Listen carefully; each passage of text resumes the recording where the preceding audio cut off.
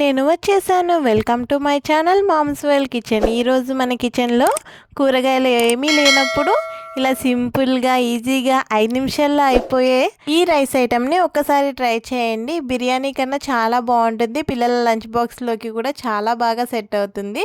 దీనికోసం ముందు stove on చేసుకుని కుక్కర్ని పెట్టుకుని దాంట్లోకి 1 స్పూన్ ఆయిల్ అలానే 2 స్పూన్ల నెయ్యిని కూడా వేసుకుని అవి కొంచెం వేడైన తర్వాత హోల్ గరం మసాలా అండి, చెక్క, లవంగం, జాపత్రి, బిర్యానీ ఆకు, షాహీ జీరా అన్నీ కలిపి ఉన్నాయి. ఇవన్నీ కూడా అందులోకి వేసేస్తున్నాను. మసాలా దినుసుల్ని కొంచెం కలుపుకుంటూ ఫ్రై చేసుకోండి. ఇవి కొంచెం లైట్గా ఫ్రై అయిన తర్వాత ఇందులోకి పొడుగ్గా కట్ చేసుకున్న 2 ఉల్లిపాయలు అలానే 4 పచ్చిమిర్చి ముక్కలు కూడా వేసుకుని ఇవి కూడా బాగా ఫ్రై అయ్యేలాగా కలుపుకుంటూ ఫ్రై చేసుకోండి. మంటని మీడియం ఫ్లేమ్లోనే పెట్టుకుని ఉల్లిపాయలను మంచిగా ఫ్రై చేసుకోండి. ఉల్లిపాయలు కొంచెం వేగిన తర్వాత ఒక 2 రెబ్బల కరివేపాకు కూడా వేసుకుని మొత్తం బాగా గోల్డెన్ బ్రౌన్ కలర్ వచ్చేదాకా ఫ్రై చేసుకోండి. అలానే 4 జీడిపప్పులు వేస్తున్నాను. జీడిపప్పులు మీ ఆప్షన్ అండి. అలానే 1 స్పూన్ అల్లం వెల్లుల్లిపాయ పేస్ట్ కూడా వేసుకుని మొత్తం బాగా కలిసేలాగా కలుపుకోండి. అల్లం వెల్లుల్లిపాయ పేస్ట్ పచ్చివాసన పోయి మంచిగా ఫ్రై అయ్యే వరకు ఫ్రై చేసుకోవాలి. అల్లం వెల్లుల్లిపాయ మంచిగా ఫ్రై అవ్వకపోతే పచ్చివాసన వస్తుందండి. అలానే ఉల్లిపాయలు కూడా మంచిగా ఫ్రై అవ్వకపోతే ఉల్లిపాయ పచ్చి పచ్చిగా అలానే స్వీట్గా అనిపిస్తుంది రైస్. సో ఉల్లిపాయలు అల్లం వెల్లుల్లిపాయ అన్నది బాగా వేగేలాగా దగ్గరుండి కలుపుకుంటూ ఫ్రై చేసుకోండి. ఎందుకంటే అల్లం వెల్లుల్లిపాయ వేసాం కదా, తొందరగా అడుగన్నది పట్టేస్తుంది. సో కలుపుకుంటూ ఫ్రై చేసుకోండి. మంచిగా ఫ్రై అయింది కదండి. ఇప్పుడు ఒక్కొక్క స్పూన్ చొప్పున కారం, ఉప్పు, ధనియాల పొడి, జీలకర్ర పొడి అలానే 1/2 స్పూను గరం మసాలా కూడా వేసుకుని మొత్తం బాగా ఫ్రై అయ్యేలాగా కలుపుకుంటూ ఫ్రై చేసుకోండి. ఇది బాగా ఫ్రై అయిన తర్వాత ఇందులోకి నేను గుప్పెడు పుదీనా ఆకులు వేస్తున్నానండి. మీ దగ్గర ఉంటే పుదీనా, కొత్తిమీర 2 వేసుకోండి. లేదంటే వేసుకోపోయినా పర్లేదండి. ఏమీ లేకపోయినా చేసుకునేలాగానే కదండి ఈ రైస్. సో నేను ఏవైతే ఆప్షన్ అని చెప్పానో అవి మీ దగ్గర ఉంటే వేసుకోండి. వేసుకోపోయినా కూడా చాలా టేస్ట్గా ఉంటుంది రైస్. అలానే ఒక 4 స్పూన్లు పెరిగేస్తున్నానండి. పెరుగు కూడా మీ ఆప్షను, ఉంటే వేసుకోండి, లేకపోతే వేసుకోవాల్సిన అవసరం లేదు.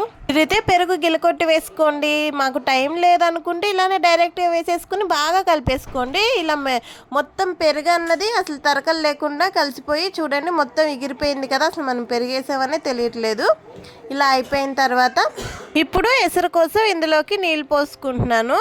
మనం ఏదైతే గ్లాస్తో కానీ కప్పుతో కానీ బియ్యం తీసుకుంటామో దానికి ఒక 1:2 రేషియోలో వాటర్ అన్నది పోసుకోండి. 1:2 రేషియో అంటే ఒక గ్లాస్ బియ్యం తీసుకుంటే దానికి ఒక గ్లాస్ ఫుల్గా నీళ్ళు పోయాలి. అలానే 1/2 గ్లాస్ నీళ్ళు పోయాలి. మనకి మార్నింగ్ పిల్లల్ని రెడీ చేస్తున్నప్పుడు లంచ్ బాక్స్ అంటే ఫాస్ట్గా అయిపోవాలి కదండి. అందుకే నేను ఇది కుక్కర్లో చూపిస్తున్నాను. లేదు అంటే మీకు నచ్చినట్టు ఏ గిన్నెలో అయినా కూడా ఇది వండుకోవచ్చు అండి. కాకపోతే టైం అన్నది కొంచెం ఎక్కువ పడుతుంది. నీళ్ళు ఎసరికి పోసాం కదండి, ఇవన్నీ మంచిగా మరుగుతున్నాయి.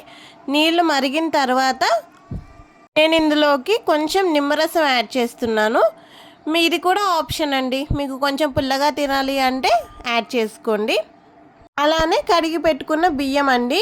మీ దగ్గర ఇంకొంచెం టైం ఉంది అనుకుంటే బియ్యాన్ని కొంచెం సేపు నానబెట్టుకుంటే చాలా ఫాస్ట్గా కుక్ అయిపోతుంది. అలానే వాటర్ కూడా మీ బియ్యాన్ని బట్టి పోసుకోండి. కొంతమంది బియ్యంకి గ్లాసు బియ్యానికి 2 గ్లాసులు నీళ్లు పోయాల్సి వస్తుంది. కొంచెం రేషన్ బియ్యం అయితే కొంచెం తక్కువ పోసుకోవచ్చు. అదే బాస్మతి అయితే ఒక గ్లాస్కి 1.5 గ్లాసు నీళ్ళే పోస్తారండి. వాటర్ ఒకటి కొంచెం చూసి పోసుకోండి మీ బియ్యాన్ని బట్టి. చాలా వరకు అయితే ఏ బియ్యానికైనా ఒక గ్లాస్ బియ్యానికి 1.5 గ్లాసు నీళ్ళే ఉంటుంది. బియ్యం వేసేసాం కదండి, ఈ టైంలో మీరు కొంచెం ఉప్పు చూసుకోండి, ఉప్పు అడ్జస్ట్ చేసుకోండి. ఇంకా తర్వాత చూసుకోవడానికి కుదరదు కదా, ఇప్పుడే చూసుకుని తగ్గితే కొంచెం వేసుకోండి. ఈ రైస్కి సైడ్ డిష్ ఏమీ లేకపోయినా కూడా బాగుంటుందండి.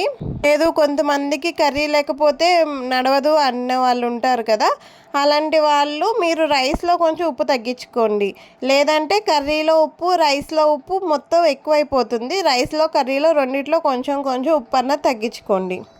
కుక్కర్ మూత పెట్టేసేసి ఒక 3 విజిల్స్ పెట్టుకోండి అండి మీ కుక్కర్ని బట్టి. కొంతమంది కుక్కర్లు ఉడకవు, వాళ్ళు 5 విజిల్స్ పెట్టుకోండి. మంచిగా ఉడికే వాళ్ళు అయితే 3 విజిల్స్ పెట్టుకోండి. 3 విజిల్స్ వచ్చిన తర్వాత స్టవ్ ఆఫ్ చేసి ప్రెషర్ మొత్తం పోయే వరకు వెయిట్ చేయండి. కుక్కర్లో ప్రెజర్ పోకముందు ఓపెన్ చేయకండి, రైస్ ఉడకదు. ప్రెజర్ మొత్తం పోయిన తర్వాత మాత్రమే ఓపెన్ చేయండి. అంతేనండి, మన వేడి వేడి రైస్ అయితే రెడీ అయిపోయింది. చూసారా ఎంత బాగుందో. కుక్కర్లో పెట్టుకుంటే మనకి ఫాస్ట్గా అయిపోతుంది, దమ్ పెట్టే అవసరం కూడా ఉండదు. అదే మీరు గిన్నెలో వండుకునే వాళ్ళు అయితే రైస్ 90% ఉడికిన తర్వాత ప్యాన్ పెట్టుకుని దాని మీద దమ్కి పెట్టుకోండి, లేదంటే కింద అడుగంటేస్తుంది.